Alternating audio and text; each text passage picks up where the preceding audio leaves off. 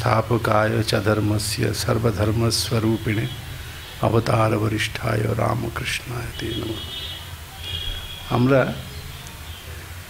আগের দিনে বলেছিলাম যে আত্মা, তাহলে আত্মা কে? আত্মা মন আত্মা না ইন্দ্রিয় আত্মা? বিভিন্ন বিকল্প চার্বাকরা কি বলছেন। চার্বাকদের মধ্যেও আবার যারা খুব অল্প বুদ্ধি, তার থেকে যারা বেটার, তার থেকে বেটার, এদের সব মতগুলো বলছিলেন। তো আগের দিনে আমরা পড়লাম যে এক শ্রেণীর চার্বাক, তারা বলছেন যে প্রাণ হলো আত্মা, এই কথা বলেছিলেন যে আত্মা হচ্ছে প্রাণ। তো আজকে যেটা আমরা পড়ছি তার থেকেও যাদের বুদ্ধিটা আরও একটু সূক্ষ্ম, চার্বাকদের মধ্যেই, তারা কি বলছেন যে মন হলো আত্মা। কি বলছেন? ইতরস্তু চার্বাকঃ অন্য অন্তর আত্মা मनोमय इत्यादि श्रुते मनसी सुप्ते प्राणादिरभावात् अहं संकल्पवान अहं विकल्पवान इत्याद्यनुभवाच्च मन आत्मा इति वदति। आरेक धरनेर चार्बाक तारा की बोलें जे अन्य अंतर आत्मा मनोमय तैत्तिरीय उपनिषदे आज इत्यादि श्रुते। তৈত্তির উপনিষদেও মানে এরকম বিকল্পের কথাই বলেছেন। এটাই কিন্তু উপনিষদের সিদ্ধান্ত নয়। উপনিষদেই তৈত্তির উপনিষদে আত্মাকে মানে আত্মাটা কি এই নিয়ে বিভিন্ন মতের সংকলনই আছে তৈত্তির উপনিষদে। এটা সিদ্ধান্ত নয়, তার মধ্যে থেকেই ওরা বলেছেন, উপনিষদে আছে যে অন্য অন্তর আত্মা মনোময়। কেউ কেউ বলছেন যে না, আত্মা হচ্ছে অন্য। অন্য মানে ওই প্রাণময় যে আত্মা, প্রাণকে যে আত্মা বলেছেন না, প্রাণ থেকে ভিন্ন আত্মা, প্রাণ নয়, প্রাণ থেকে ভিন্ন। অন্য বলেছেন, অন্য মানে ভিন্ন, মানে প্রাণময় কথাটা আগে বলেছেন যে না, প্রাণ থেকে আলাদা। ওই তৈত্তির উপনিষদেই আছে, এর আগের লাইনটা আছে অন্য অন্তর আত্মা প্রাণময়, তারপরেও আছে অন্য অন্তর আত্মা মনোময়, যে আত্মা হলেন মনোময়, তিনি প্রাণময় নন। এবং এই শ্রুতিতে সেটা আছে। কেন না, কেন বলা হচ্ছে যে মনই হলো আত্মা? যে মনসি সুপ্তে প্রাণাদের অভাবাৎ, যখন মন সুপ্ত হয়, ঘুমিয়ে পড়ে, তখন কিন্তু প্রাণ কোনো কাজ করে না, প্রাণাদি অভাব থাকে। কিন্তু অহম সংকল্পবান অহম বিকল্পবান ইত্যাদ্যনুভবাচ্চ, এবং আর কি হয় যে আমি সংকল্পবান আমি বিকল্পবান, এইসব অনুভব হয়। এইসব অনুভব কে করে না, মন করে। তখন প্রাণ কাজ করে না। সংকল্প বিকল্পাত্মক মন, এই বেদান্ত সারেই আমরা পড়েছেন, তার আগে আছে। মন হচ্ছে সংকল্পাত, মানে সংকল্প এবং বিকল্প উভয়ই আছে। যে এই আত্মা অস্তি নবা, এই যে আত্মা অস্তি, আত্মা আছে অথবা নেই, এই যে আছে এটা হলো সংকল্প, নেই অথবা নেই, এই যে অথবা বলে বললেন এটা বিকল্প, তার মানে এটা সংশয়। তো এই সংশয় মন করে, মানে আমি সংকল্পবান বিকল্পবান, এই অনুভবগুলো হয়। কেন হয় না, তখন প্রাণ না কাজ করলেও মন কাজ করে। কাজেই মনকেই আত্মা বলতে হবে। যদি প্রাণ আত্মা হতো তাহলে তো এইসব অনুভব হওয়ার কথা ছিল না সুষুপ্তির সময়তে। সেই জন্যে এই কথাটা বললেন। এবং বালবোধিনী টিকাকার তিনি এটাকে আরেকটু ব্যাখ্যা করে বলেছেন। কি বললেন যে তিনি বলছেন যে কেন প্রাণ মন নয়, বা প্রাণ কেন আত্মা নয় না, মনোধীনত্বাৎ, আত্মা কারো অধীন হয় না, কিন্তু প্রাণ তো মনের অধীন, কাজেই প্রাণ আত্মা হতে পারে না। যে আত্মা তার অধীনে, আমাদের শরীরে আমরা আমাদের আত্মাই হচ্ছে প্রধান, বাকি সব ইন্দ্রিয় যা কিছু সব আত্মার অধীন। আমি চাইলেই ইন্দ্রিয় কাজ করবে, এই হলো গিয়ে কথা। কাজেই মনের অধীন হচ্ছে প্রাণ, কাজেই প্রাণ কখনো অন্তত অ্যাটলিস্ট আত্মা হতে পারে না। কেন না, প্রাণ তো মনের অধীন। কাজেই ওই মনোধীনতা দর্শনাৎ প্রাণ প্রবৃত্তি বিবরণে আছে এটা, যে প্রাণের যে প্রবৃত্তি সেটা মনের অধীন।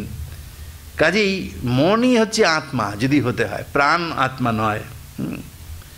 এবং আরও একটা প্রসঙ্গ বলেছেন, কেন প্রাণ আত্মা হতে পারে না, না প্রাণ যদি আত্মা হয় তাহলে অপান বায়ু তো অনেক আছে, প্রাণ অপান ব্যান উদান সমান, তাহলে অপানাদি বায়ুই বা আত্মা নয় কেন? প্রাণ যদি আত্মা হয় তো প্রাণ একটা বায়ু, তাহলে অপান ব্যান উদান সমান এইসব যে বায়ুগুলো আছে সেগুলোও আত্মা হোক। তাহলে কেন না বলেছেন তৎ সমান যোগক্ষেমত্বাৎ। সমান যোগক্ষেমত্বাৎ মানে মানে এই প্রাণকে যে যুক্তিতে আমরা আত্মা বলছি যে প্রাণ না থাকলে এটা হয় না, প্রাণ থাকলে এটা হয়, অপান বায়ু প্রত্যেক বায়ুরই দরকার আছে। আপনি অপান বায়ু ছাড়াও টিকতে পারবেন, সেটাও আপনাকে টিকে থাকতে সাহায্য করে, ব্যান বায়ু সবই তাই। কাজেই সমান যোগক্ষেমত্ব এদেরও আছে। কাজেই অপানাদি বায়ুকেও আমরা আত্মা বলতে পারি। তাহলে আবার সময় আছে বলি না কেন, ক্ষতি কি? বলে না, ক্ষতি আছে। প্রথম কথা হচ্ছে প্রাণ বায়ুকে যদি আত্মা বলেন তাহলে অপানাদি বায়ুকে আত্মা বলবেন না কেন? আর যদি বলেন হ্যাঁ অপানাদি বায়ুকেও আত্মা বলবো, তাহলে বিশাল সমস্যা হয়ে যাবে। কি এখানে বলেছেন যে অনেক আত্মাধিষ্ঠিত শরীরস্য যুগপৎ বিরুদ্ধ প্রবৃত্তি প্রসঙ্গে উন্মথনম স্যাৎ। শরীরটা একবারে ছারকার হয়ে যাবে, ভেঙে কুটে। কারণ একই শরীরের মধ্যে এতগুলো আত্মা যদি ঢুকে যায়, প্রাণ একটা আত্মা, অপান একটা আত্মা, ব্যান একটা আত্মা, উদান একটা আত্মা, এতগুলো আত্মা এবং প্রত্যেকে আলাদা আলাদা। আপনি নিজেই চিন্তা করুন না, আপনি একটাই আত্মা, আপনার ইচ্ছা অনুযায়ী আপনি সমস্ত কাজ করছেন, তাও সব ঠিকঠাক করেন না। আমরা সব ঠিকঠাক কাজ করি না, তাতে উল্টোপাল্টা কাজ করে কত সমস্যা হয়। তাহলে এই শরীরে যদি আরও দুটো তিনটে আত্মা থাকে, তাহলে তারাও যদি বেয়াড়ার মতো এটা সেটা কাজ করে, তাহলে কোন জায়গায় গিয়ে পৌঁছবেন চিন্তা করুন। কাজেই অনেক আত্মার দ্বারা যদি শরীরটা অধিষ্ঠিত হয়ে যায়, তাহলে বিরুদ্ধ প্রবৃত্তি প্রসঙ্গে নয়, এই একটা কাজ করবে তো আরেকটা কাজ করবে, ফলে শরীরটার উন্মথন হয়ে যাবে, মানে শরীরটা পুরো ছিন্ন ভিন্ন হয়ে যাবে, তাই না? একই গাড়িতে যদি অনেকগুলো স্টিয়ারিং থাকে, অনেকগুলো ড্রাইভার থাকে, এই ড্রাইভার এদিকে চালালে তো ওই ড্রাইভার ওইদিকে চালাবে, তো গাড়িটার কী অবস্থা হবে চিন্তা করে দেখুন। ঠিক সেই রকমই কাজেই প্রাণ আত্মা হতে পারে না। এটা বালবোধিনীকার এটা স্পষ্ট করে বলেছেন। মূলে তো এটা নেই এতটা কিছু যে মনকেই আত্মা বলতে হবে, প্রাণকে আত্মা বলা যাবে না।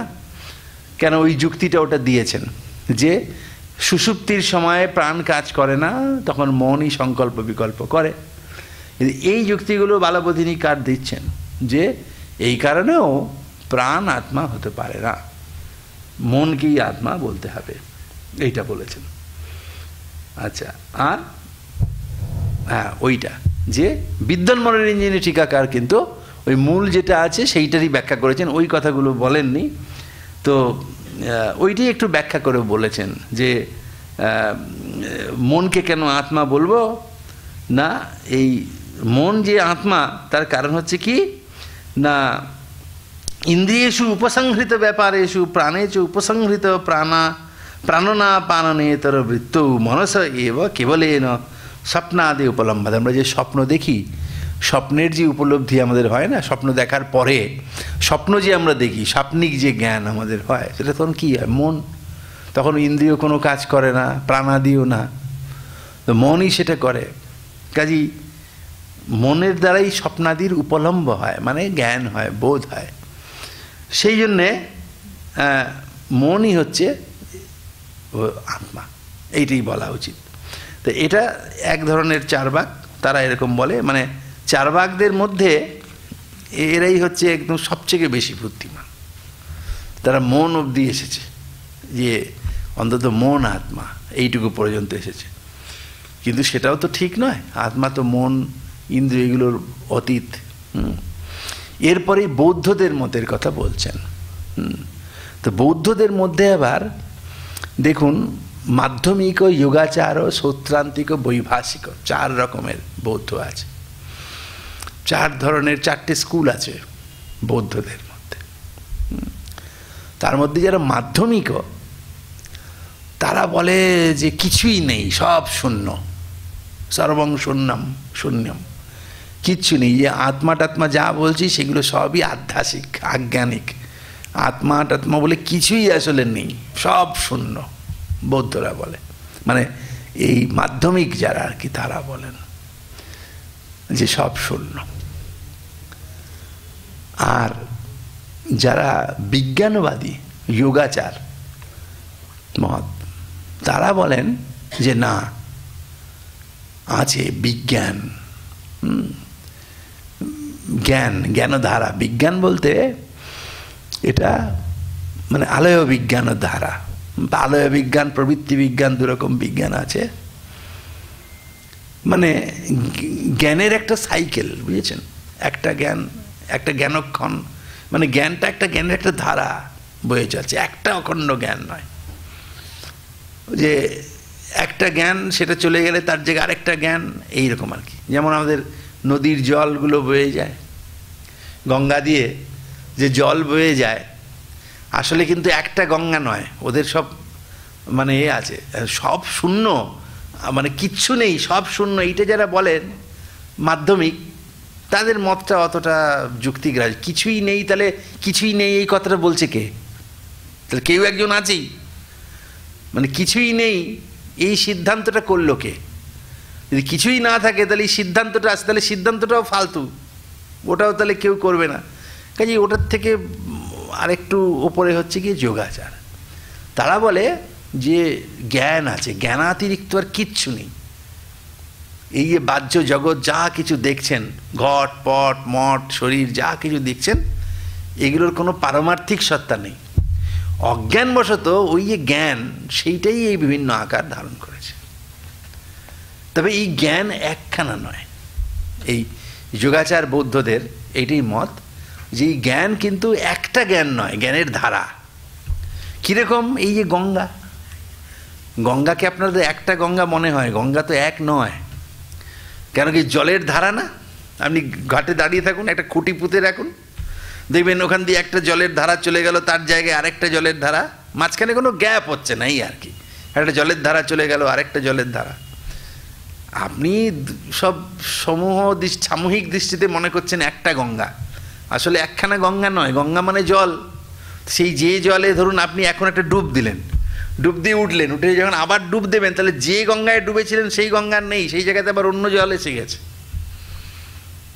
বুঝতে পেরেছেন? আপনার মনে হচ্ছে একখানাই গঙ্গা, কিন্তু আসলে ওইখানে অন্য জল, অন্য জলধারা এসে গেছে, মনে হচ্ছে যেন একখানা।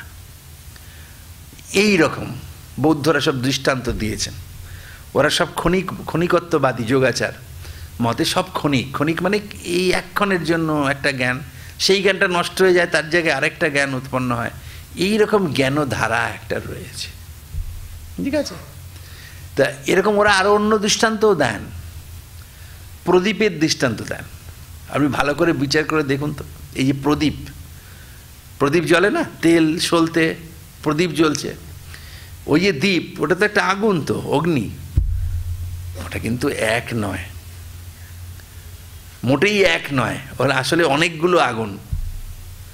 দেখুন, তা যদি না হয় তাহলে তেল কি করে পড়ে আর সলতে কীভাবে পড়ে, এই বিষয়ে কিন্তু কারো বিপ্রতিবাদ। বৌদ্ধরা এই দৃষ্টান্তগুলো রাখে, এবং এটা বৈদান্তিকই বলুন আর নৈয়ায়িক বলুন, সবাই এটা মানে। এই যে একটা গঙ্গায় আপনি স্নান করছেন না, আর একটা গঙ্গায় যে করছেন, এটা কি, এই বিষয়ে কিন্তু কারুর কোনো আপত্তি নেই।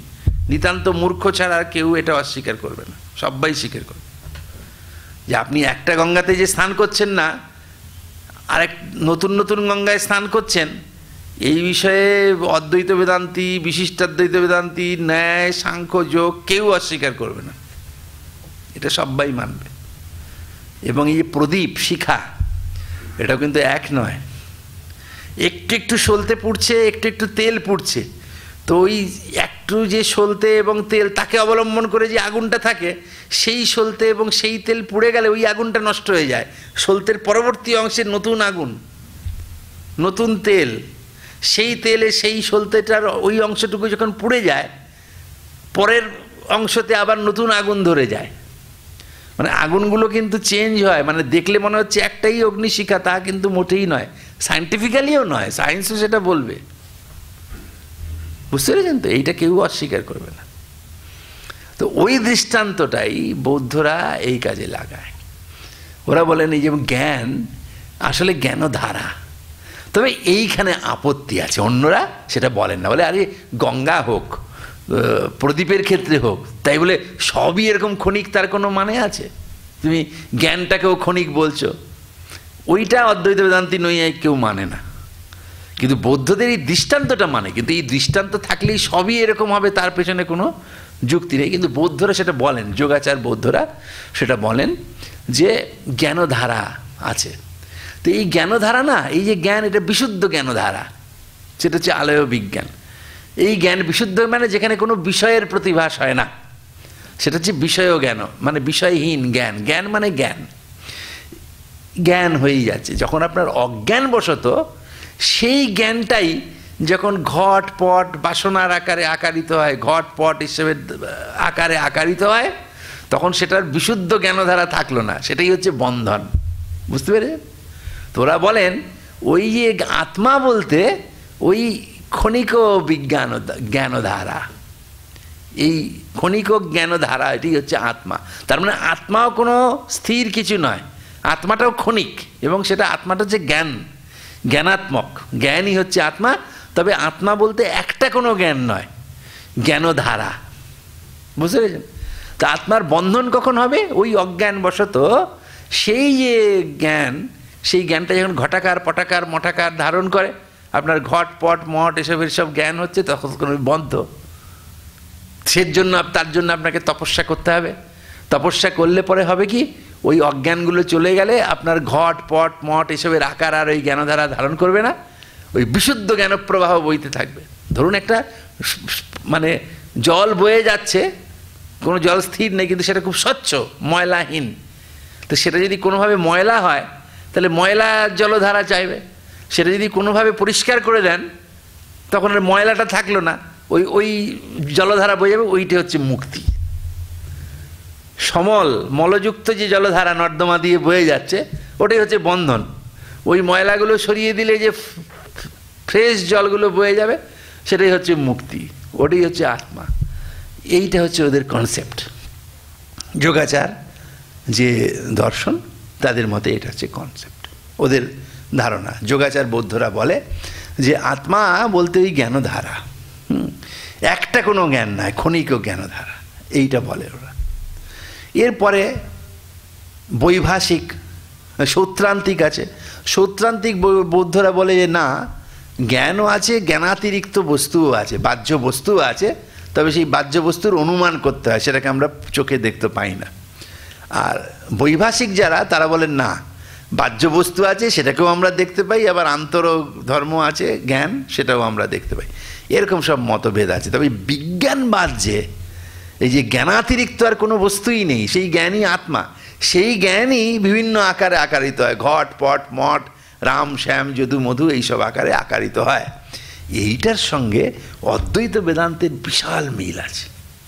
অদ্বৈত বেদান্ত তো তাই তো বলল। অদ্বৈত বেদান্ত কি বলেন? এক ব্রহ্ম আছেন, তবে তিনি ক্ষণিক ধারা নন, তিনি জ্ঞানস্বরূপ, তাই না? এক ব্রহ্ম, তিনি জ্ঞানস্বরূপ, চিৎস্বরূপ, তবে তিনি এই ক্ষণিক ধারা নয়, একটাই জ্ঞান, অখণ্ড জ্ঞান, তিনি ক্ষণিক নন। আর এরা শুধু সেইখানটাতে জ্ঞানের সিকোয়েন্স বলেছে, জ্ঞানের ধারা বলেছে, এবং সেটা ক্ষণিক বলেছে, এইটা পার্থক্য। বাকি সব মিল। ওই অদ্বৈত বেদান্তও বলেন সেই জ্ঞানাত্মক যে ব্রহ্ম, তিনিই অজ্ঞানের দ্বারা উপহিত হয়ে এই সমস্ত কিছু হয়েছেন, ঈশ্বর হয়েছেন, সেই তারপরে আবার এইসব জীবজগৎ হয়েছেন। এরাও কিন্তু সেটাই বলে যে সেই, তবে সেটা অখণ্ড একটা জ্ঞান নয়, জ্ঞানধারা, সেইটাই এই অজ্ঞানবশত এরকম সমস্ত হয়। অদ্বৈত বেদান্তও বলে যখন আপনার অজ্ঞানগুলো কেটে যাবে, এই ঘটাকার পটাকার মঠাকার ঈশ্বর এইসব আর কিছু থাকবে না, শুধু জ্ঞানই থাকবে, তখনই মুক্তি। এরাও সেটাই বলে। সেই জন্যে অদ্বৈত বেদান্তকে না অনেকে যারা দ্বৈতী, তারা বলেছেন এরা প্রচ্ছন্ন বৌদ্ধ, মায়াবাদম অসচ্ছাস্ত্রম মানে এরা হচ্ছে বৌদ্ধ বলা হয়েছে, যে মায়াবাদ যেটা, এরা অসচ্ছাস্ত্র, এটা প্রচ্ছন্ন বৌদ্ধমেব তৎ বলেছেন, এরা প্রচ্ছন্ন বৌদ্ধ। সেটার জন্য শঙ্করাচার্যকে অনেক কসরত করতে হয়েছে। শঙ্করাচার্য ওয়াকিবহাল ছিলেন, ওনাকেও সবাই আক্রমণ করেছে, আপনি তো বৌদ্ধদের সঙ্গে এক টিউনে কথা বলছেন। তো শঙ্করাচার্যকে এটা বলতে হয়েছে, না ওদের সঙ্গে আমার ফারাক আছে, আত্মা মানে ক্ষণিক জ্ঞান নয়। তো এই বৌদ্ধরা ওরা বলেছেন যে ওদের কথাটাই এখানে বলছেন যে অন্য বৌদ্ধস্তু অন্য অন্তর আত্মা বিজ্ঞানময়, মানে এই কনসেপ্টটা একটু আমি বলে নিলাম আপনাদের, পরে টেক্সটে যেটা আছে সেটা পড়বো আমরা। তো এই জিনিসটার পেছনে আছে ব্যাকগ্রাউন্ড, মানে বৌদ্ধরা মানে বিজ্ঞানবাদী বৌদ্ধ যারা, তারা এই রকম বলেন যে আত্মা হচ্ছে জ্ঞানস্বরূপ, তবে সেটা একটা জ্ঞান না, জ্ঞানধারা। এই তো তবে এই জ্ঞানধারায় এই ব্যাপারটা অদ্বৈত বেদান্ত বলেন না, কিন্তু বাকি অনেক মিল আছে। তো বৌদ্ধস্তু অন্য, বৌদ্ধ বলতে বিজ্ঞানবাদী বৌদ্ধ, যোগাচার। তো অন্য অন্তর আত্মা বিজ্ঞানময়, কেন তৈত্তির উপনিষদেই আছে। তো তৈত্তির উপনিষদে মানে সিদ্ধান্ত হিসেবে এটা বলছেন না, মানে বিভিন্ন পূর্বপক্ষের কথা তুলতে গিয়ে এইসব বলছেন যে অন্য অন্তর আত্মা বিজ্ঞানময় ইত্যাদি শ্রুতে হে कर्तु अभावे करणस्य शक्ति अभावात्, कर्तुर अभावे करणस्य शक्ति अभावात् अहंकर्ता अहं भोक्ता इत्यादि अनुभवाच्च बुद्धि आत्मा इति वदति। तारा बोलेन ना बुद्धि आत्मा, ज्ञान आत्मा। बोले केन?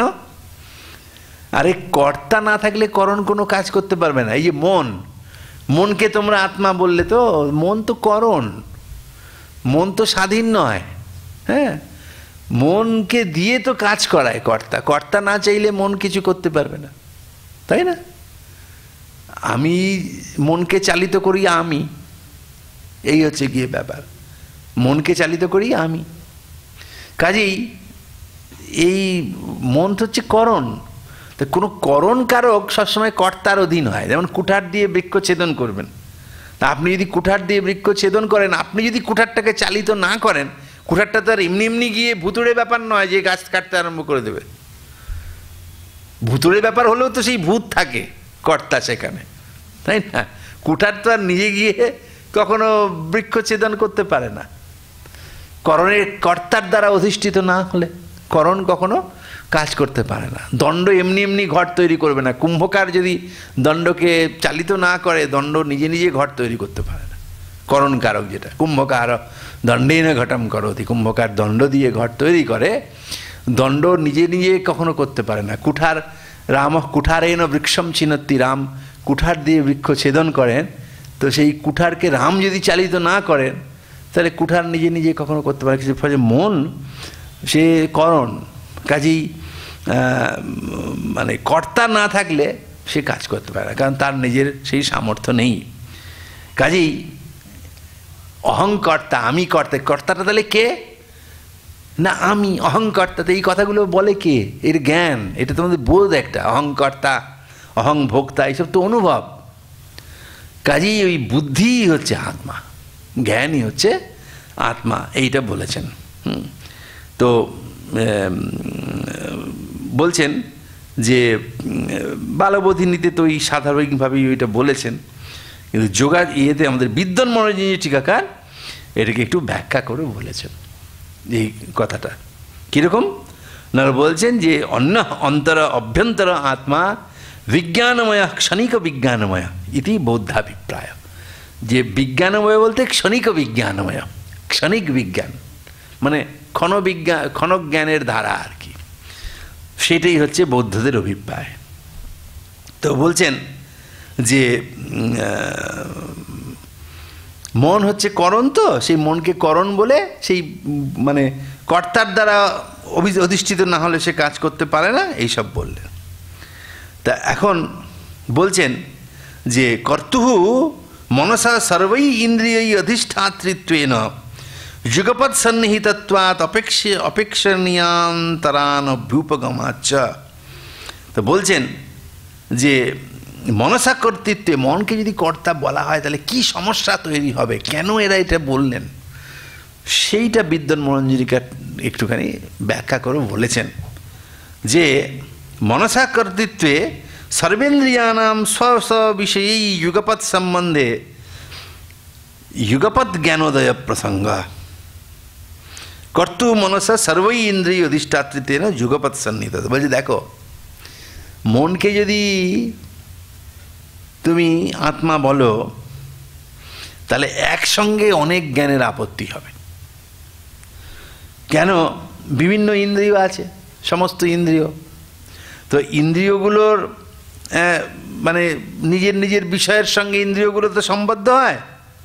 তো এগুলো সব ইন্দ্রিয় যদি একই সঙ্গে বিভিন্ন বস্তুর সঙ্গে মানে যুক্ত হয়, আর মন যদি কর্তা হয়, কর্তার সব কিছুর সঙ্গেই সবসময় যোগ থাকে। কাজে মন যদি কর্তা হয় তাহলে সমস্ত ইন্দ্রিয়ের সে অধিষ্ঠাতা, সমস্ত ইন্দ্রিয়ের মনের সঙ্গে সবসময়ই যোগ আছে। কাজেই সব সময়ই মানে সমস্ত ইন্দ্রিয় একই সঙ্গে, সব ইন্দ্রিয়ের দ্বারাই আমাদের সব রকম জ্ঞান হবে, তাই না? তা তো হয় না, তাই না? সব ইন্দ্রিয় একই সঙ্গে কাজ আমাদের করে না। কারণ কি, কেন করে না তার একটা ব্যাখ্যা আছে।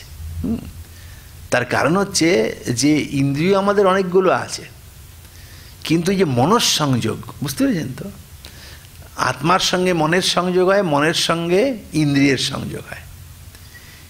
এই মনটা হচ্ছে খুব অনুপরিমাণ, এটা সবসময় একসঙ্গে সব ইন্দ্রিয়ের সঙ্গে সংযুক্ত হতে পারে না। কাজেই যখন যে ইন্দ্রিয়ের সঙ্গে সংযুক্ত হয় সেই ইন্দ্রিয় দিয়েই আমরা কাজ করি। আমরা বলি না, মন দাও, এদিকটায় মন দাও, তোমার মনটা অন্যদিকে আছে, তাই না? কেউ হয়তো একটা জিনিস কান দিয়ে একটা শুনছে আর এরকম ফ্যাল ফ্যাল করে তাকিয়ে আছে, কিছু দেখছে না। আমরা বলছি, এই তুমি দেখছো না? বলছে না, বলে তুমি এদিকে মন দাও। তার মানে তোমার মনটা, তোমার ইন্দ্রিয়টা আছে, কিন্তু তোমার মনটার সঙ্গে ওই চক্ষুর ইন্দ্রিয়ের যোগাযোগ নেই, অন্য ইন্দ্রিয়ের সঙ্গে যোগাযোগ আছে, ফলে সেই জিনিসটা তুমি করছো। কাজেই মন সেখানে আত্মা নয়। মন এই জন্যে এটা সুবিধে হয়েছে মনকে আত্মা না বলে, মন হচ্ছে অনুপরিমাণ এবং সেটা আত্মা নয়। ফলে সব ইন্দ্রিয়ের সঙ্গে সবসময় তার যোগ থাকে না। যখন যে ইন্দ্রিয়ের সঙ্গে যোগ থাকবে তখন সেই ইন্দ্রিয়ের জন্য জ্ঞান হবে। মনকে যদি আমি আত্মা বলি তাহলে স্বীকার করতে হবে সব ইন্দ্রিয়ের সঙ্গেই তার সব সময় যোগাযোগ আছে। থাকলে পরে একই সঙ্গে অনেক নানা ইন্দ্রিয়ের জ্ঞান একসঙ্গে হওয়ার আপত্তি হবে। তো সেটা তো হয় না, বাস্তবে তা হয় না। সেই যুক্তিতেও মনকে আত্মা বলা যাবে না, এইটা বিদ্বান মনোঞ্জিকার ব্যাখ্যা করে বললেন। তো বলছেন যে ওই বলছেন যে মনসা সর্বই ইন্দ্রিয় অধিষ্ঠাতৃত্বেন যুগপদ সন্নিহিতত্বাৎ যুগপদ জ্ঞানোদয় প্রসঙ্গ, একই সঙ্গে বিভিন্ন জ্ঞানের উদয় হবে। নচ এবং দৃশ্যতে, কিন্তু এরকম তো আমরা দেখি না, একসঙ্গে জ্ঞান হয় না সব। কাজেই মন কখনো কর্তা হতে পারে না, মন থেকে ভিন্ন। তো সেইটাকে না মনস্তু। আচ্ছা, তারপরে বলেছেন যে সেই জন্যই ওই বিজ্ঞান, ক্ষণিক বিজ্ঞানকেই কিন্তু আত্মা বলেছেন। এই যারা আর কি বিজ্ঞানবাদী বৌদ্ধ, তারা বিজ্ঞানকে আত্মা বলেছেন, কিন্তু তার মধ্যেও দোষ আছে। বিদ্বান মনোঞ্জিকার সেটা দেখিয়েছেন। দেখুন, ক্ষণিক বিজ্ঞানকে যদি আত্মা, তার আত্মা বলে কোনো একটা বস্তু নেই। আপনার আত্মা মানে আপনিও তো তাহলে এক নন, অনেকগুলো ক্ষণ না, অনেকগুলো জ্ঞান। মানে এই ক্ষণে আপনি যা, পরক্ষণে আপনি আবার পাল্টে গেলেন, ওই গঙ্গার পাল্টে যাবার মতো, তাই না? যে এই ক্ষণে আপনি একরকম আছেন, পরক্ষণে আপনি তো জ্ঞানক্ষণ, তাহলে এই জ্ঞানটা নষ্ট হয়ে পরক্ষণে আরেক জ্ঞান উৎপন্ন হল, আপনিও পাল্টে গেলেন। এই তো জিনিসটা হবে। তাতে একটা সমস্যা হবে। বলছেন কি সমস্যা? বলছেন যে নচক্ষণিক বিজ্ঞানস্য এব আত্মত্বম অধ্যবসিতুম শক্যম, ক্ষণিক বিজ্ঞানকে আত্মা বলা যায় না। বলছেন জ্ঞানেচ্ছা প্রযত্ন সংস্কার স্মৃতিনাম একাশ্রয়ত্ব নিয়মাত। জ্ঞান, ইচ্ছা, এগুলো একটার মধ্যেই থাকে, একটা আত্মার মধ্যেই থাকে। প্রযত্ন, সংস্কার, স্মৃতি একটা আত্মার মধ্যেই থাকে। অনেকের মধ্যে থাকে না, পার্ট পার্ট করে থাকে না। এইটার ব্যাপারটা কি এক আশ্রয়ের মধ্যে থাকে? মানে দেখুন, আপনার যখন কোনো কিছুর প্রতি প্রবৃত্তি হয়, প্রবৃত্তি কিভাবে হয় আমাদের দার্শনিকরা খুব সুন্দরভাবে এইটা ব্যাখ্যা করেছে। ধরুন আপনি জল খাবেন, জল পিপাসা হয়েছে, আপনি জল খাবেন, তাই না? আপনার পিপাসা পেয়েছে, তা আপনি রাস্তা দিয়ে হাঁটছেন হাঁটছেন হাঁটছেন, তা হঠাৎ দেখলেন একটা বিশাল তড়াগ, হ্যাঁ, তালাব আছে, সরোবর। যদিও এখন শহরের লোকেরা তালাব দেখলে পিপাসা পেলেও জল খেতে যাবে না, অ্যাকোয়াগার্ডের জল না হলে, অথবা আমাদের এই মিনারেল ওয়াটার না হলে পুকুরের জল যতই তৃষ্ণা পাক কেউ খাবে না। কিন্তু সব জায়গায় তো তা নয়, শহরের লোকেদের কথা ছেড়ে দিন, যাদের এখানে এইসব জল নেই তারা এইসবের খেতেই অভ্যস্ত, যারা গ্রামে থাকেন বা কিছু। এবং আগে তো তাই ছিলই, সব তো পুকুর তো জল পান করার জন্যই পুকুর খনন করানো হতো। তো যাই হোক, পুকুরে আপনি জল দেখলেন, তো জল দেখার পরে কি হয়, মানে পুকুরে জল দেখলেন তো, ইন্দ্রিয়ের সঙ্গে জলের সন্নিকর্ষ হলো, আপনার জলের জ্ঞান হলো। জলের জ্ঞান হওয়ার পরে আপনার একটা স্মৃতি হয় যে এই জল তো, মানে সোজা কথা, আপনার যদি পিপাসা পায় আপনি পুকুরে জল দেখেন যদি রাস্তায়, আপনি জল গিয়ে খান, কিন্তু কিভাবে খান তার আগে কি কি ঘটনা ঘটে দার্শনিকরা সেটা ব্যাখ্যা করে বলেছেন। যে জল দেখার পরে প্রথমে কি হয়, আপনার একটা স্মরণ হয় যে এই জল আমি আগেও খেয়েছি, আমার পিপাসার সময় আমি জল খেয়েছি, খেয়ে আমার পিপাসা দূর হয়েছে, ফলে এই জলটা আমার ইষ্ট সাধন, মানে আমার যে পিপাসা দূর করাটা হচ্ছে ইষ্ট, সেটার সাধন, মানে সেইটা, মানে পিপাসা দূর করার রূপ যে আমার ইষ্ট, সেইটা পারফর্ম করতে এটা আমাকে সাহায্য করবে। বোঝা গেছে? তো এই জ্ঞানটা আপনার হবে, একে বলে ইষ্ট সাধনতা জ্ঞান। জল দেখার পরে, জলের জ্ঞান হওয়ার পরে আপনার আরেকটা জ্ঞান হয় যে ইদম জলম মমিষ্ট সাধনম, এই জলটা আমার ইষ্ট সাধন, এই জ্ঞানটা আপনার হতে হবে। এবং এটা কিভাবে হয়, ওই স্মৃতি হয় জলটা দেখলেই, যে বাহ, এখন আমার পিপাসা পেয়েছে, সামনে জল, আগেও পিপাসা পেয়েছিল, এই জল আমি খেয়েছিলাম, এতে আমার পিপাসা দূর হয়েছিল, কাজেই এই জলটা আমার ইষ্ট সাধন। এই যে জ্ঞান, এটা আপনার হয়, বুঝতে পেরেছেন? এই জ্ঞান হওয়ার পরে আপনার মধ্যে ইচ্ছা হয় যে ঠিক আছে, তাহলে এই জলটা আমি খাবো, এই ইচ্ছা হয়, পান করব।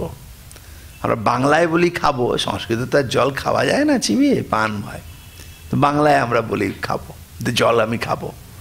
এই আপনার ইচ্ছা হলো। ইচ্ছা হওয়ার পরে আপনার প্রবৃত্তি হবে ওইদিকে যাওয়ার, তারপরে আপনি যাবেন, গিয়ে জল খাবেন। এতগুলো এইভাবে হয়। তাহলে প্রথমে আপনার ওই জলের জ্ঞান হলো, তারপরে আবার ইষ্ট সাধনতার জ্ঞান হলো, তারপরে আপনার ইচ্ছা হলো, তারপরে আপনার প্রবৃত্তি হলো, তবে গিয়ে আপনি জল খাবেন। সমস্ত কিছুর ক্ষেত্রেই তাই হয়। আপনার সামনে ভাতের থালা দিয়ে আপনি খান, সেখানেও এই জিনিসগুলোই সব হয়। এত তাড়াতাড়ি হয় আপনি সেটাকে বুঝতে পারেন না, কিন্তু আসলে এই জিনিসগুলো সব হয়, বুঝতে পেরেছেন? এটা হয়। তার কারণ হচ্ছে আপনার খাওয়ার পছন্দ না হলে খেতে দিলে আমি খাবো না বলেন, কেন? ওই ইষ্ট সাধনতার জ্ঞান হয়নি, দিলে না এটা আগে খেয়েছি, এটা আমার মোটেই ভালো লাগেনি, এটা আমার খারাপ করে, বলে না এটা খাবো না। তার মানে এর থেকেই বোঝা যায় যে ওই ভাতে আপনার সামনে ভাতের থালা দিলে ওখানেও আপনার শিখে এরকম ইষ্ট সাধনতার জ্ঞান হয়। তাহলে এই যে জ্ঞানগুলো একসঙ্গে হয়। এবার আপনি মনে করুন আত্মা সব আলাদা, তাই না?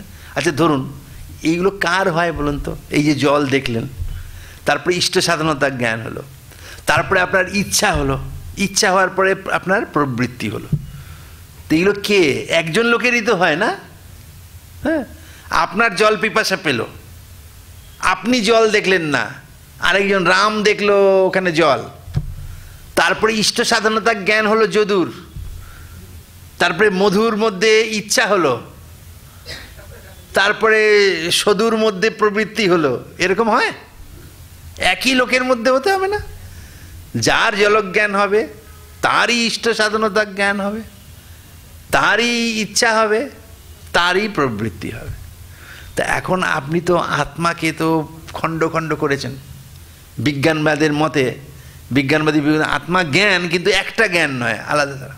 তো যখন আপনার ওই জলের জ্ঞান হলো, ধরুন আপনি পিপাসা, জলের জ্ঞান হলো, তখন আপনি একটা ক্ষণ ছিলেন, একটা জ্ঞান ছিল, তাই না? জলের জ্ঞান যখন হলো, জল আপনি দেখলেন, তখন আপনি আত্মা আলাদা।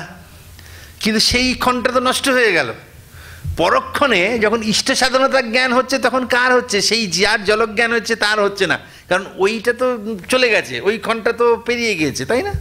তার জায়গায় একটা অন্য ক্ষণ হয়েছে, আপনি একটা অন্য হয়েছেন, তার একটা ইষ্ট সাধনতার জ্ঞান হলো।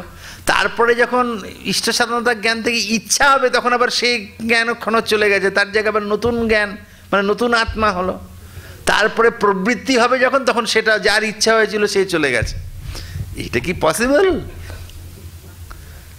পসিবল না। সেই জন্যে এটা ঠিক নয়। ক্ষণিক বিজ্ঞান কখনো আত্মা হতে পারে না। তার কারণ হচ্ছে যে জ্ঞান, ইচ্ছা, স্মৃতি, ওটা একটা আশ্রয়ের মধ্যে থাকতে হবে। এগুলো ভিন্ন ভিন্ন আশ্রয় হয়ে গেল না। একজনের জ্ঞান তো একজনের স্মৃতি, তো আরেকজনের ইচ্ছা, আরেকজনের প্রযত্ন, প্রবৃত্তি আলাদা আলাদা হয়ে গেল, কিন্তু এগুলো একটা আশ্রয়ের মধ্যে থাকতে হবে। ওইটাই বলেছেন, জ্ঞানেচ্ছা প্রযত্ন সংস্কার স্মৃতি নাম একাশ্রয়ত্ব নিয়মাত। একটাই আশ্রয়ের মধ্যে থাকতে হবে, তাই না? যার জ্ঞান হবে তারই স্মৃতি হবে। যে জলের জ্ঞান হলো তারই স্মৃতি হবে, যে এরকম জল আমি খেয়েছিলাম, সেই স্মৃতিটা তার মধ্যেই থাকতে হবে, তাই না? তারই ইচ্ছা হবে, তারই প্রবৃত্তি হবে। কাজেই এই ক্ষণিক মানে জ্ঞানধারা তাকে আত্মা বললে এই সমস্যাগুলো হবে। তো বলছেন যে কেন না, জ্ঞানাদিনাম একাশ্রয়ত্ব ভাবে তু বস্তুনিদৃষ্টে পূর্বদিষ্ট সজাতীয়ত্বাদি লিঙ্গবসাৎ ইষ্ট সাধনতার অনুমানপূর্বকম প্রবৃত্তাদ্য ভাব প্রসঙ্গ। তার কারণ হচ্ছে যে যে জিনিসটাকে দেখেছে স্মরণ সেই করবে। আবার দেখুন, তার স্মরণও আপনার হতে পারবে না। তার কারণ হচ্ছে এই জল দেখলেন, দেখার পরে আপনার তো স্মরণ হবে যে এই জল আমি আগে খেয়েছিলাম। তো আগে খেয়েছিলেন যে তিনি তো নেই এখন, সে তো মরে গেছে, তার জায়গায় তো নতুন জ্ঞানক্ষণ হয়ে গেছে। তো সে স্মরণ করবে কি করে বলুন? তাজমহল আমি দেখে আসলাম, আপনি দেখেননি তাজমহল ধরুন, তো কালকে বললেন যে না আমি তাজমহল দেখেছিলাম জানেন তো 5 বছর আগে। বলে আপনি গেছিলেন? না আমি যাইনি, অয়নবাবু গেছিলেন, কিন্তু আমি স্মরণ করছি। বাহ, তা তো হতে পারে না। আমি তাজমহল দেখি ঠিকই নি, অয়নবাবু গেছিলেন, কিন্তু স্মরণটা আমি করছি ওনার হয়ে। বাহ, তা তো হতে পারে না। আপনি যেটা নিজে দেখেছেন সেটারই স্মরণ করতে পারেন, তাই না? আমাদের উদয়নাচার্য, তিনি নৈয়ায়িক, তিনি ন্যায় কুসুমাঞ্জলি বলে একটা বই লিখেছেন। তাতে লিখেছেন নান্য দৃষ্টং স্মরত্যন্য। অন্যের দ্বারা দৃষ্ট বস্তুকে অন্য ব্যক্তি কোনদিন স্মরণ করতে পারে না। তো এইরকম। এবং এখানে বৌদ্ধরা এইসব জিনিসগুলো জানে, যে বৌদ্ধদেরকে এইসব খুব ধরা হয়েছে। ওরা হয়তো বোকা নয়, অনেক তর্ক। এই তো কারণ দেখালাম যে একই স্মরণ করতে পারে না, তার মানে আত্মা তো আলাদা আলাদা হয়ে যাচ্ছে, তাই না? তাহলে যে আত্মা মানে জ্ঞানক্ষণ জল দেখলো, আর পরের আত্মক্ষণের ইষ্ট সাধনতার জ্ঞান হলো, এটা তো হয় না। বা আমি ধরুন একটা আত্মক্ষণ জলের জ্ঞান হলো, পরের আত্মক্ষণ তো তার স্মরণ করতে পারে না, তাই না? কি করে স্মরণ করবে? দুটো আলাদা। ওরা আবার বলে কি যে না, এখানে সংক্রমণ হয়, বাসনার সংক্রমণ হয়। ওরা বলেন ওটা চেঞ্জ হয়ে গিয়েছে ঠিকই, কিন্তু ওর সংস্কারটা ওদের ট্রান্সফার্ড হয়ে যায়, সেই জন্য স্মরণ করতে পারে। হ্যাঁ, উদাহরণও খুব ভালো করে দেয় ওরা। ধরুন একটা মানে কাপড়, তার মধ্যে কস্তুরি আছে, তাই না? কস্তুরি তার মধ্যে মোড়া আছে, ওতে গন্ধ। ওর সঙ্গে যদি আরেকটা কাপড়কে টাচ করান, তাহলে ওই গন্ধটা ওখানে ট্রান্সফার হয়। এইসব বলে ওরা। তো বলছেন এইভাবে বাসনারও সংক্রমণ হয়, তাই না? তো বলছেন না, বাসনার সংক্রমণ হয় না, মানে উদয়নাচার্য সব বলেছেন। তবে সেইটা বললে এই ক্লাসটা এখন ফিলোজফির ক্লাস হয়ে যাবে, সেই দিকে অত দূর এগোতে চাই না, কিন্তু এই পর্যন্তই এখানে থামবো। তো যাই হোক, যদিও ভালো করে বেদান্ত পড়তে গেলে, ভালো করে পড়তে গেলে ওগুলোও পড়তে হয়, ঢুকতে হয় ওর ভেতরে। তো এইটা ওরা না বলেছেন, বলছি এই দৃষ্টান্ত আর দাষ্টান্তিকের মধ্যে এটা ঠিক হলো না। কাপড়ের একটা কাপড় আছে, তার পাশে পাশে একটা কাপড় লাগালেন, সেখানে যে গন্ধের সংক্রমণ হয় না, ওরা বলেন ওতে আরেকটা নতুন গন্ধ তৈরি হয়, সেই জন্য সংক্রমণ হয় না, ট্রান্সফার এরকমভাবে হয় না, এটা অন্যরা বলেন। ফলে বৌদ্ধদের এইসব যুক্তিগুলো ঠিক নয়, ওখানে নতুন একটা হয়, কিন্তু এখানে তো সেইটারই স্মরণ হবে না, এইরকম ট্রান্সফার তো এখানে হতে পারে না। ফলে এই বৌদ্ধরাও খুব বুদ্ধিমান, অত সহজ নয়, ওদেরও সব যুক্তি আছে, সেই যুক্তিগুলোকে সব খণ্ডন করেছেন। একসময় এই বৌদ্ধরা তো সমস্ত ছেয়ে ফেলেছিল, আমাদের এই যে বৈদিক যে দর্শনগুলো, সেগুলো পুরো পরাভূত হয়ে বসতেছিল প্রায়। আচার্য শঙ্কর, বিভিন্ন, শুধু আচার্য শঙ্কর নয়, তারও আগে নৈয়ায়িকরা বৌদ্ধদেরকে খুব ভালো করে, মানে ওদেরকে সব যুক্তিগুলোকে খণ্ডন করেছেন। পরবর্তীকালে শঙ্করাচার্য তিনি নেমেছেন, তিনি এই সমস্ত যুক্তি জাল দিয়ে তাদেরকে করেছে। ফলে মানে কত বড় মানে ওদের মানে ছিল, প্রতিবাদটা কত ছিল, এবং সাধারণ মামুলি কথা নয়, বেশ যুক্তিপূর্ণ কথাগুলো যদি বৌদ্ধদের বইগুলো পড়ে দেখেন। কিন্তু দুঃখের বিষয় এখন না, এই যে বৌদ্ধ শাস্ত্র, হ্যাঁ, সব বিখ্যাত বিখ্যাত সব বই আছে, এবং সবই সংস্কৃতে লেখা বই। ধর্মকীর্তি, নাগার্জুন, এদের সমস্ত ভালো বই, শান্তরক্ষিত, সব বিশাল যুক্তিপূর্ণ বই, এগুলো সমস্ত খুব কঠিনও, এবং সব মানে দারুণ সমস্ত যুক্তি দেওয়া বই। এইগুলোর মানে এগেনস্টে গিয়ে এই উদয়নাচার্য একজন বিখ্যাত নৈয়ায়িক, এবং পরবর্তীকালে আমাদের শঙ্করাচার্য, এদেরকে আরও কত পরিশ্রম করে ওদের যুক্তিগুলোকে খণ্ডন করে আমাদের এই মানে এই বৈদিক যে দর্শন তাকে বাঁচাতে হয়েছিল। ওরা তো সব ঈশ্বর কিচ্ছু মানেন না ওরা, বৌদ্ধরা, এবং এইগুলোকে পুরো এই করে দিয়েছিল। উদয়নাচার্যের সম্বন্ধে একটা সুন্দর, এই যার কথা বললাম না, নান্যদৃষ্টং স্মরত্যান্ন, এই ক্ষণিকত্ববাদ খণ্ডন করতে গিয়ে বলেছে উদয়, এটা গল্পই, এটা হয়তো সত্যি হবে কিনা জানি না, সত্যি হতেই পারে, ভক্তর হৃদয়ে দেখলে পরে আপনার সেটা সত্যি। তা উনি এই বৌদ্ধদেরকে পরাজিত করেছিলেন, হ্যাঁ, বৌদ্ধদের পরাজিত করেছিলেন উদয়নাচার্য। এমনকি সেই এইরকম সমস্ত তর্ক যে হতো না, সব বিশাল সমস্ত প্রতিজ্ঞা হয়ে যেত।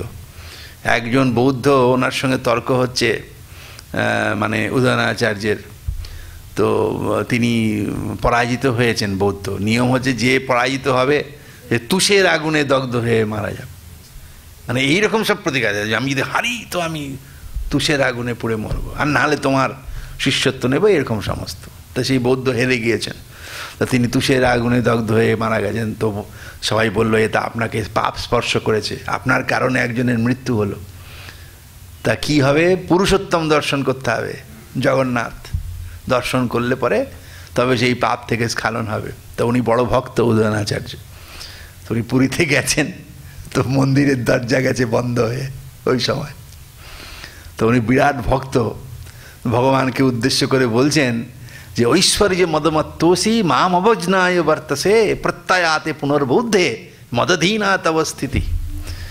বলছেন যে বাহ, তোমার খুব ঐশ্বর্য হয়েছে, তাই না? জগন্নাথকে বলছেন তুমি ঐশ্বর্য মদে মত্ত, তুমি তো ঈশ্বর, ঈশ্বরকে যার ঐশ্বর্য আছে, তুমি ঐশ্বর্য মদে মত্ত হয়েছ, সেই জন্য মাম অবজ্ঞায় বর্তসে, তুমি আমাকে অবজ্ঞা করে আছো, আমাকে দেখে দরজা আটকে দিলে। প্রত্যয়াতে পুনর্বুদ্ধে, বৌদ্ধরা যদি আবার ফিরে আসে, মদধীনা তব স্থিতি, মনে রেখো তখন আমার উপরে ভিত্তি, মানে আমার উপর নির্ভর করেই তোমার টিকে থাকতে হবে। বৌদ্ধরা যদি আবার ফিরে আসে, আমার উপরেই তোমার স্থিতি নির্ভর করবে। তো ভগবান নাকি তখন এটা পরীক্ষা করছিলেন, ওই সেবকদের বলেছেন যা যা খুলে দে, আমার পরম ভক্ত এসেছে, ও দরজা খুলে দে। তো খুলে দিয়েছে, উনি গিয়ে দর্শন করেছেন। তা এইটা এই জন্যই বলা যে বৌদ্ধরা খুব মানে একদম খুব জবরদস্ত মানে প্রতিপক্ষ দিয়েছিলেন এরা, এদের যুক্তিগুলো বিশাল, অত সহজ না। কিন্তু এখন যে কোনো কারণেই হোক, বৌদ্ধ এখনও আছেন, বৌদ্ধ সন্ন্যাসী কত কিছু আছে, কিন্তু এই ওদের যে শাস্ত্র, বৌদ্ধ শাস্ত্র যেগুলো, সেগুলোর চর্চা ওরা সেরকম আর করেন না। মানে আমি দেখেছি এটা, অনেক বৌদ্ধ মঠের সাধু যারা রয়েছেন তারা এগুলোর ইংলিশ ট্রান্সলেশন আছে বা এগুলোর জিসটা তারা পড়েন, কিন্তু এই শাস্ত্রগুলোতে ধরে পাঠ লাগিয়ে পড়া, সেইগুলো ওদের আর নেই। যদিও বৌদ্ধ শাস্ত্রের চর্চা হচ্ছে, তারা বৌদ্ধ নয়, অন্য যারা আর কি সংস্কৃতের লোক বা শাস্ত্র দর্শন নিয়ে পড়ছে, আমাদের মতো লোক আমরা চর্চা করছি, কিন্তু ওদের শাস্ত্রের যে চর্চাটা সেইটা কিন্তু যে কোনোভাবেই হোক ওটা স্তীমিত হয়ে গিয়েছে। তাই এই বৌদ্ধরা কি প্রতিপক্ষ দিয়েছেন যে সেগুলোর খণ্ডন এখানে করছেন। হ্যাঁ, তা ওই বৌদ্ধরা বলছেন, বিজ্ঞানবাদী বৌদ্ধ যাদের সঙ্গে অদ্বৈত বেদান্তের প্রচুর মিল আছে, বৌদ্ধদেরকে খণ্ডন টণ্ডন করেছেন অদ্বৈত বেদান্তি বা শঙ্করাচার্য ঠিকই, কিন্তু শঙ্করাচার্যকে মানে ওই অন্যরা যারা দ্বৈতবাদী বিশিষ্ট তারা কিন্তু ছাড়েননি, তারা বলছেন আপনি প্রচ্ছন্ন বৌদ্ধ। কাজে এদের সঙ্গে অনেক মিল আছে বিজ্ঞানবাদী বৌদ্ধদের সঙ্গে, তো এই অংশে মিল নেই। আত্মাকে তো ক্ষণিক বলা হয় না। তো এদের মতটা যদি স্বীকার করা যায় তাহলে এই দোষগুলো হবে। তাহলে আপনার প্রবৃত্তি, একজনের জ্ঞান হচ্ছে তো আরেকজনের প্রবৃত্তি হবে, এইটা একটা মানে সমস্যা তৈরি করবে, যেটা যুক্তির দিয়ে প্রতিষ্ঠা করা যায় না। সেই জন্যে এই ক্ষণিক বিজ্ঞান ধারাকে আত্মা যে বলছেন সেটাও কিন্তু ঠিক নয়। তবে এরা এই আপাতত এটা বললেন, এর খণ্ডন এর পরেই অন্যরা করবেন যারা মানে মীমাংসক। এরপরেই এটা তো বিজ্ঞানবাদী বৌদ্ধদের কথা হলো। তাহলে দেখুন মানে ক্রমশ ওই অদ্বৈত বেদান্ত সম্মত যে আত্মা সেই কথা পরে আসছেন, তার আগে পূর্বপক্ষীদের কথাগুলো বলছেন। তো প্রথমে শুরু করলেন চারবাকদের মধ্যেও যারা অত্যন্ত হীনবুদ্ধি তাদের কথা, তারপরে তার থেকে একটু বুদ্ধি যাদের ভালো তাদের মত করে করে চারবাকরা পর্যন্ত মন পর্যন্ত উঠতে পারলো, যে মাইন্ড হচ্ছে আত্মা, এই পর্যন্ত উঠতে পারলো, তার বেশি আর চিন্তা করতে পারলো না। কিন্তু এই বৌদ্ধরা কিন্তু আরেকটু উপরে উঠেছে, তাই না? ওদের থেকে আরো একটু ভালো, ওরা জ্ঞানকে, বিজ্ঞানকে আত্মা বললেন, তবে সেটা ক্ষণিক বিজ্ঞান, তাকে আত্মা বললেন।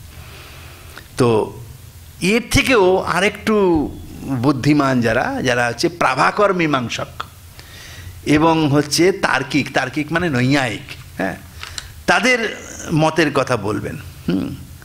তাদের মতের কথা এখানটাতে বলবেন, মানে বিজ্ঞানবাদী মানে বৌদ্ধদের থেকেও আরেকটু সূক্ষ্ম কথা বলবেন, তবে তাদের মতটাও ঠিক নয়, সেই কথাগুলো বলবেন। এবং তারপরে এরকম আরও অনেক কয়েকটা মত বলে তারপরে নিজেদের মতের কথাটা আসবেন। তো আজকে এই পর্যন্তই থাকলো। প্রাভাকরদের মত এবং তার্কিক মানে নৈয়ায়িকদের মতে আত্মা কি, সেটা আমরা পরের দিনে আলোচনা করব। আজকে এই পর্যন্ত।